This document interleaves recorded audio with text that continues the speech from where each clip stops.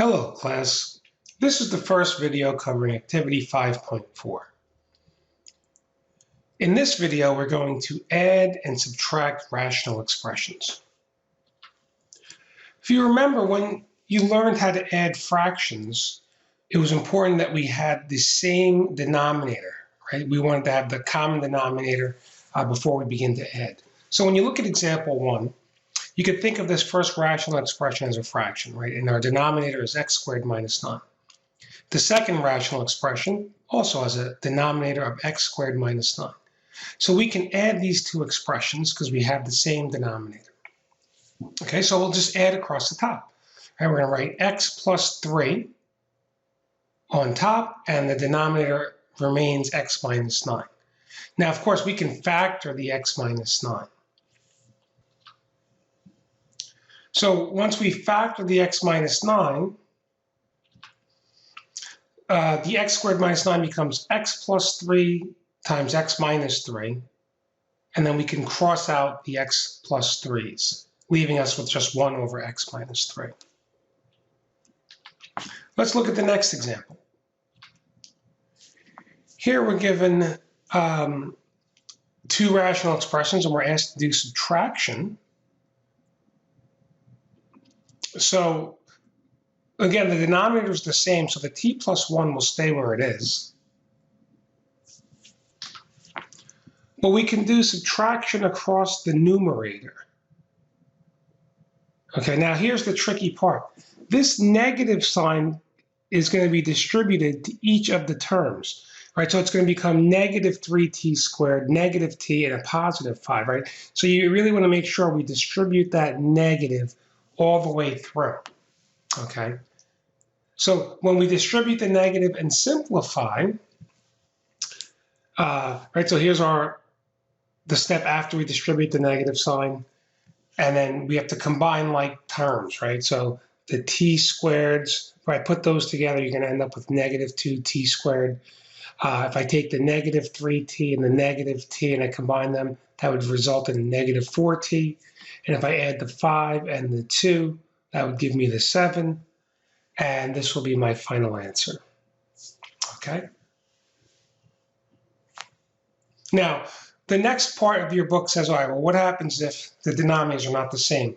Well, lucky for you, you're not going to be responsible for rational expressions where the denominators are not the same.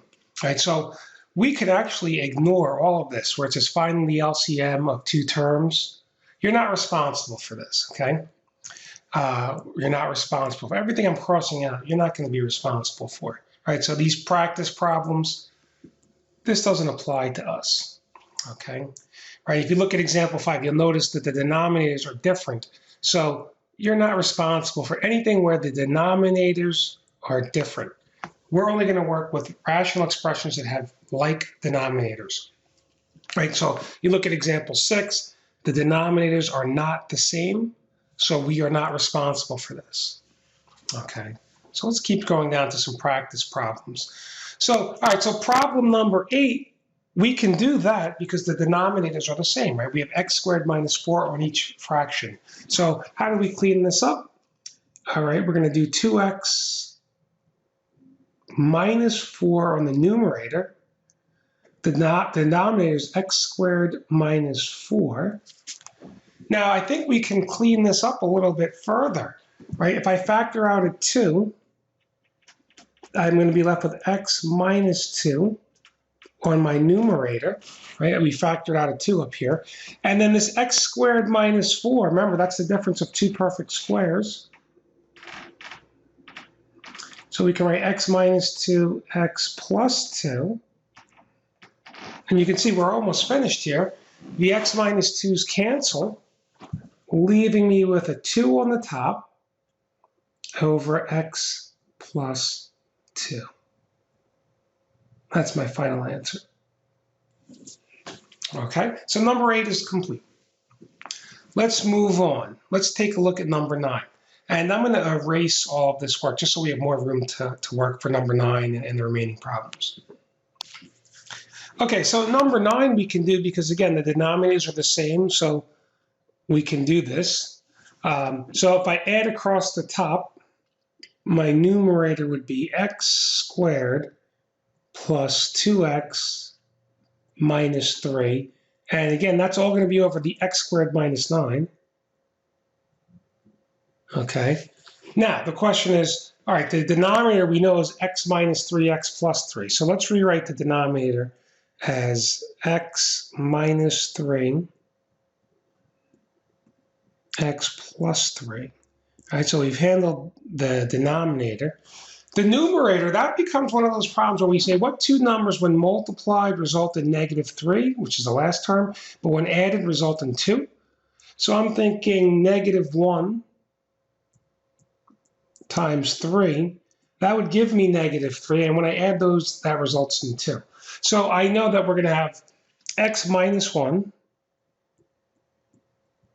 and x plus 3. Right? The -1 and 3 are coming from here. Now we can cross out the x plus 3's, and we're just left with x minus 1 on the top over x minus 3 on the bottom. That's my final answer for number 9. Okay. Now, when I look at number 10, we're not responsible for number 10 because the denominators are not like, right? We only are responsible for problems with like denominators, right? Number 11, unlike denominators, we're not responsible for that, okay? Let's take a look at number 12. Notice the denominators are different, x plus 1, x minus 1, we're not responsible for that. You can cross that out, right? So 12, we're not responsible for. 11, not responsible. 13, not responsible. So number 14 we're responsible for because we have like denominators, right? We have a 6x squared and a 6x squared for both denominators. So we're going to do the subtraction across the top.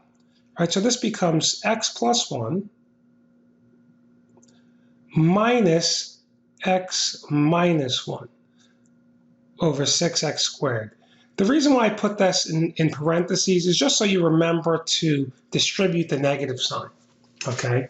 So this really becomes x plus 1 minus x plus 1 over 6x squared, right? So I've distributed the negative sign. Now I have a positive x and a negative x, so that's 0. And then I have the 1 plus 1, which is 2. So you're left with 2 over 6x squared. And now this can be reduced, right? 2 over 6 becomes 1/3 x squared. And that's my final answer for 14, okay? You'll notice I've crossed out 15 because the denominators are not the same, so we're not responsible. 16, you're not responsible because the denominators are different. 17, not responsible again because the denominators are different. Okay, you only have to worry about problems where the denominator is the same, like 6x squared for number 14 in both terms, right? Number 9, the denominator was the same in both rational expressions, and same with number 8, right? Same denominator. So we were able to do number 8, number 9, and number 14. And those will be the types of problems you see on a quiz or a test, okay? Thank you for watching.